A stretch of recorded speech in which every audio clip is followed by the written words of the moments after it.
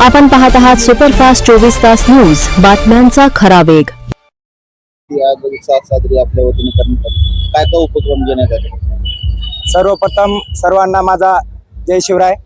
आज 19 फेब्रुवारी म्हणजे आपले सर्वांचे दैवत छत्रपती शिवाजी महाराज यांची आज जयंती। आज जयंती अवघ्या आपल्या सर्व महाराष्ट्रात नाही तर सगळीकडे खूप मोठ्या उत्सवात साजरा होते। त्याचप्रमाणे आम्ही आपल्या परभणी जिल्ह्यामध्ये जागृती कॉलनी वसमत रोड या ठिकाणी दरवर्षी वेगवेगळे प्रकारचे उपक्रम करतो।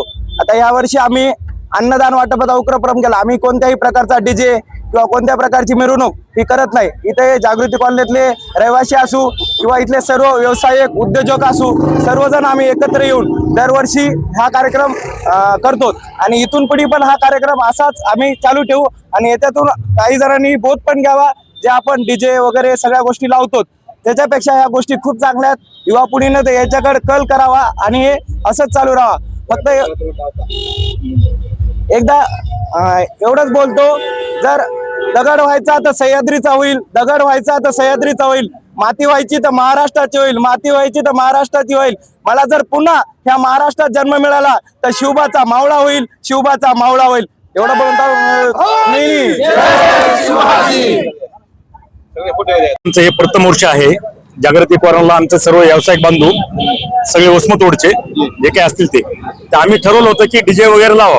डीजे वगैरे लावला नाही ते वायफळ खर्च होईल म्हणून अन्नदानाचा कुठल्या ना कुठल्या तरी एका सर्वसामान्य माणसाला त्यांच्या पोटामध्ये अन्न जावं म्हणून हे आम्ही छोटासा उपक्रम केलेला आहे अन्नदानाचा। या निमित्ताने अभिवादन शिवरायांना सर्वांना ह्या शिवजयंतीच्या निमित्ताने सर्वांना आपल्या परभणीकरांना असो महाराष्ट्राच्या जनतेला सगळ्याला खूप खूप शुभेच्छा।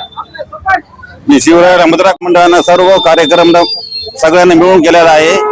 एकत्रितपणे कार्यक्रम केलेला आहे। मला फार फार छान कार्यक्रम आवडला।